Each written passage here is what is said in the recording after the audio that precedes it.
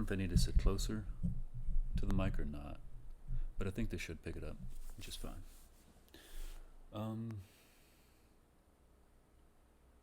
Hello?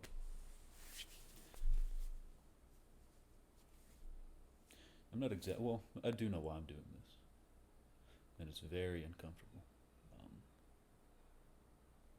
And it stems from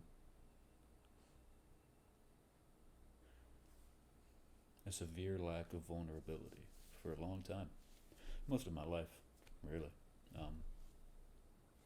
So I think this is helpful because, nobody really watches, so it kind of helps ease my mind in terms of I'm not really being vulnerable to anybody. There is a possibility of it though, and I think that's the whole point. Yeah, and this is just a way to talk about my life and how I feel and think, because writing it down is good too, and I do that. But I think it's also important to speak it. Because the more you speak it, the more you hear it. It's like you're listening to yourself and your actual voice, and you can feel the vibrations. And I think it's important. Because I think it really helps you understand that the way you feel is important and validated. And that's kind of the whole point of this. I'm probably going to leave these unedited. They're not going to be long. I hope not. I hope I don't rant. But I guess that's all it really is. But I'm doing this comparative essay on a book written by Octavia Butler called Parable of the Sower, and Soren Kierkegaard's philosophy on the stages on life's way. And I'm not going to get too much into the book. It's a really good book, and if you haven't read it, you should. A lot of good themes in there, but I'm not going to get into it. But in terms of Kierkegaard's philosophy, the stages on life's way, because I'm writing the essay, and I'm using the essay as a way to help me learn and solidify and understand, how these deep thinkers think, because I think it's important. I think they had a lot of insight, whether or not you agree with stuff that they say or believe, or, you're not religious. I don't think all of that's really important. Let me get my foot out of the way.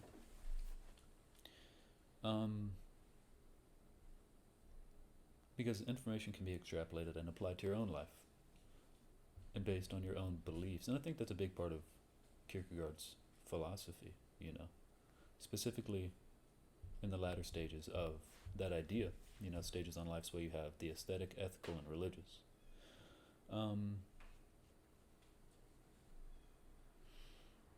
And within that religious framework, there's an idea of the night of faith. And I've struggled with faith for a long time, specifically in a religious sense. I grew up Christian, Baptist,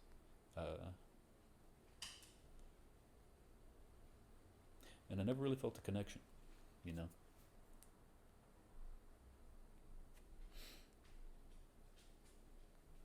And I never understood why, or if it was just,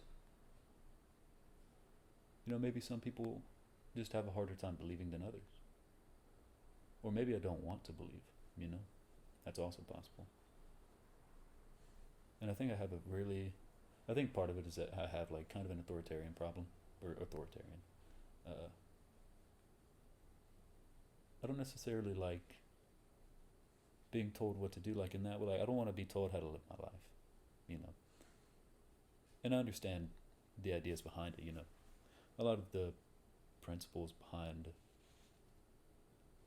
religious ways of life are good, valid. And it's they're not bad ways to live your life. But I think for me, I want to, create my own framework, my own philosophy in a way. And so the last video, that's kind of what I was explaining. My foot's in the frame again.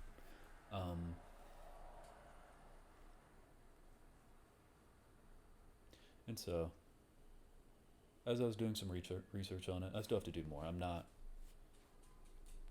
would consider myself well read in his works. You know, I have a lot of stuff to do. I have a lot of knowledge to gain.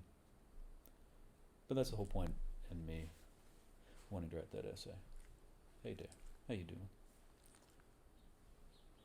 Come here. Hey, don't bark. Please don't bark. Come here. Come. Come here. Yeah. But yeah, I just want to learn how other people think and see what information I can extrapolate into my own life to solidify my own beliefs, you know, because it's not that I don't believe in some sort of a higher power or consciousness. I just struggle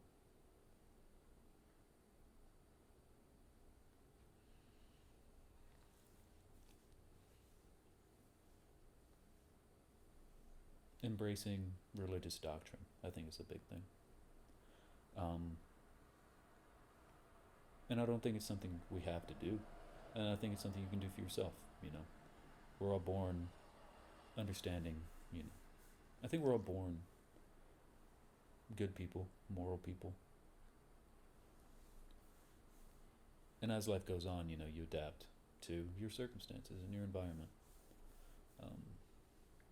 That's why some people turn out bad. That's why some people turn out good, and some people turn out right in between.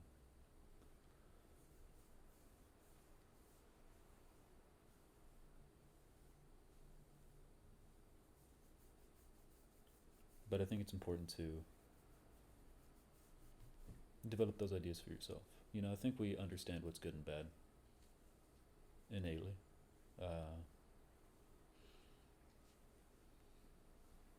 But a lot of times it's harder to follow the good than it is the bad. The good requires more work.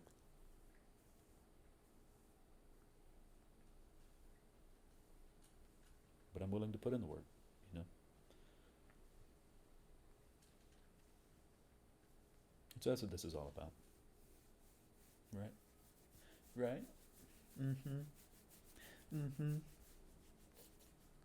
Oop, look at these ears. But yeah, so that's kind of why I'm here, talking about this, you know. I'm not necessarily I'm not even really at all trying to educate anybody or teach anybody anything or, you know, show anybody a specific way through life. This is just all for me to get the words out of my head, you know, because I stay in there a lot. I think a little bit too much. And then it all gets jumbled together, you know. Like, you can only write so many words on a page.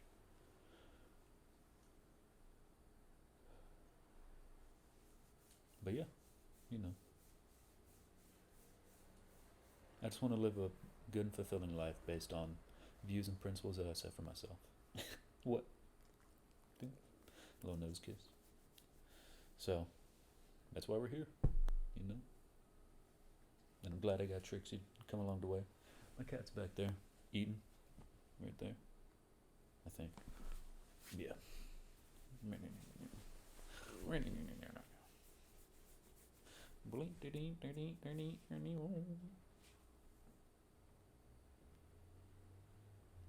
What? She's got some attitude, but I love her. Anyway, yeah, that's all I really wanted to say. This is almost 10 minutes long, and I feel like that's long enough. So, with that, you know, have a good day, night, morning, day, you know. Day consists of all of them, so. Yeah. I'll see you later.